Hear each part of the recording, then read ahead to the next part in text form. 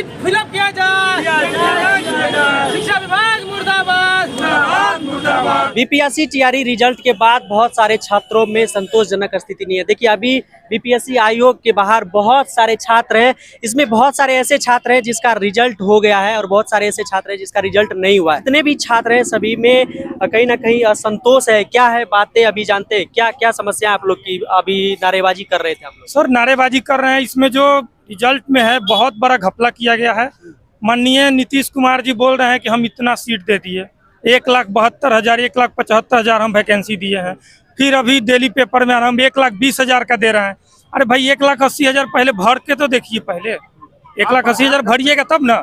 आप 72,000 दे, आप सिर्फ प्रचार प्रसार कर रहे हैं। अब ऐसा लग रहा है कि चुनाव प्रसार अभी से ही स्टार्ट हो गया है। आप कह रहे हैं कि पीआरटी में 80,000 अगर है तो 80,000 में आप 72,000 आप घोषित कर रहे हैं कि सीट दे रहे हैं। उस 72,000 में बहुत सारे लोग हैं पियरिंग वाले।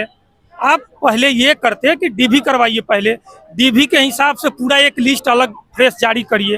पूरा उसमें 80,000 या 90% भी दे सकते हैं, 90% दीजिए।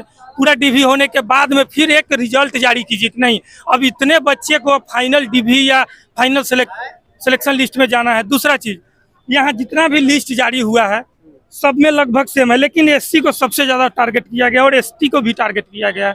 अब वो बोल रहे हैं कि हम 72,000 सीट 72,000 बच्चे ही पास हुए हैं। ऐसा बहुत सारे हम भी हैं, 44 नंबर है। एससी एसटी वाली बात नहीं है, सभी के साथ ऐसा हुआ है ना? वही तो बोल रहे हैं ना, लेकिन सबका लगभग हम देख रहे हैं कि उतना सीट आप दे दिए हैं, चाहे वो पियरिंग करके हो या नियोजित वाले के साथ में हो, आप दे तो दिए हैं। आपका रिजल्ट हुआ है कि नहीं? मेरा नहीं हुआ है, 44 नंबर है, नहीं हुआ है। वो कहाँ, कौन से है?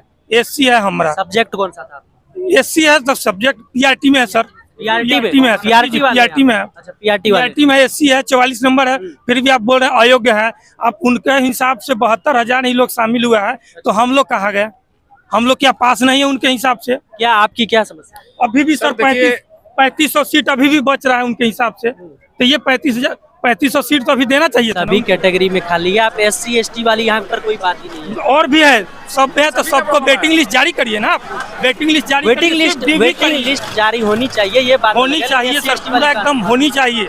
अब ये आप कह रहे हैं पेपर के माध्यम से या प्रेस कॉन्फ्रेंस के माध्यम से कि सरकार निर्देश देगी, तब जब सरकार सब कुछ आप पर छोड़ा था, आप सरकार से क्यों निर्देश मांग रहे हैं कि नहीं बोलते हैं? जब दूसरी बहाली आ जाएगी तब देगी, तो फिर क्या मतलब है? तो आप समय बर्बाद कर दिए, एक मौका ही बर्बाद कर दिया। आप प्रचार प्रसार कर दिए। हमने एक बिहार में सबसे ज्यादा रोजगार दिया, रिकॉर्ड समय पर एग्जाम लिया, बहुत अच्छा किया। तुल प्रसाद सर बहुत अच्छे। प्रॉब्लम ये आ रहा, आपने रिजल्ट जब जारी किया, आपने कट ऑफ नहीं निकाला। पहला कट ऑफ जारी होगा, आप 37 नंबर वाले जारी होगा सर ने बात अभी इन्होंने बोला 44 नंबर वाले का नहीं हो रहा है, 65 नंबर वाले का नहीं हो रहा है। जनरल वाले में हो सकता है नहीं होगा, हम कैपेबल नहीं है, लेकिन आप कट ऑफ तो निकालिए कि भैया कट ऑफ और स्कोर कार्ड आएगा। स्कोर कार्ड भेजिए आप। स्कोर कार्ड कब आएगा? जब नियोजन हो जाएगा, फर्जीवाड़ा हो जाएगा, तब आके क्या होगा?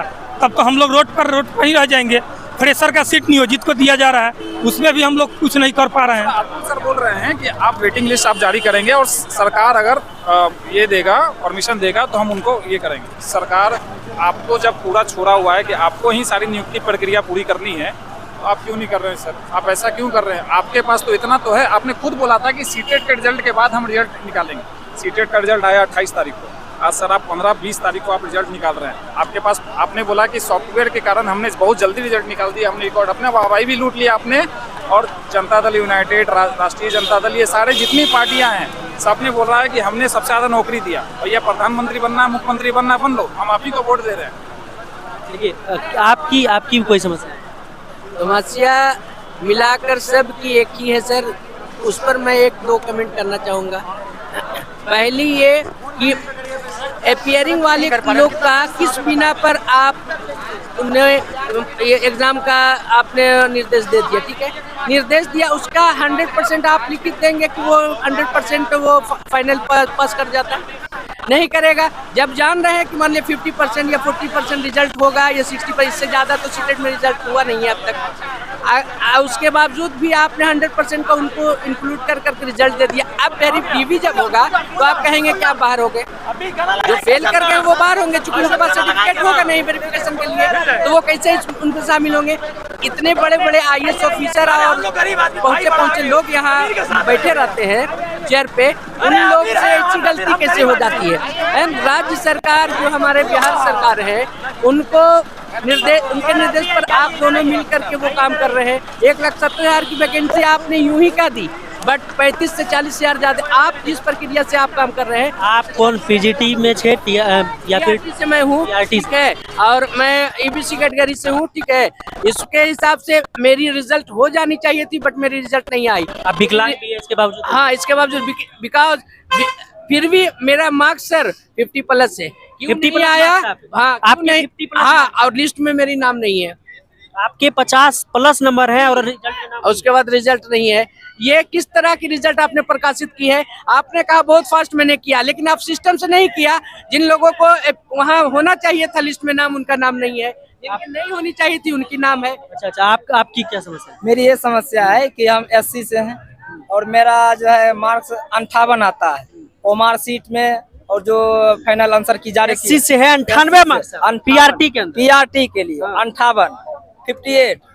फिर भी मेरा सिलेक्शन लिस्ट में नाम नहीं है, जिसको क्या कहते हैं 48। आपके जानकारी में 80 वाले और कितने वाले का मार्क्स वाले का हुआ है? 48 पर हुआ है। 48 मेरे गांव में हुआ है। आपका 58 पे नहीं हुआ? हाँ, मेरा 58 पे नहीं हुआ। तो देखिए, यहाँ पर हमने बहुत सारे ऐसे केसेस देखे हैं जहाँ पर जिसके ज्यादा नंबर है उसका सिलेक्शन नहीं हुआ, उसी कैटेगरी में कम नंबर वाले का 10-10 कम नंबर वाले का सिलेक्शन हो गया। क्या कुछ लोचा चल रहा है ये तो आयोग जाने, लेकिन मैं गुजारिश करूंगा कि इन सब चीजों को सुधार किया जाए और सभी अभ्यर्थी इस चीज को सुधार करने की कवायद भी कर रहे हैं। बाकी क्या आपका भी इस तरह का प्रॉब्लम है तो कमेंट बॉक्स में अपनी उपस्थिति जरूर दर्ज कीजिएगा। मिलेंगे आपसे एक और सेशन में। जय हिंद।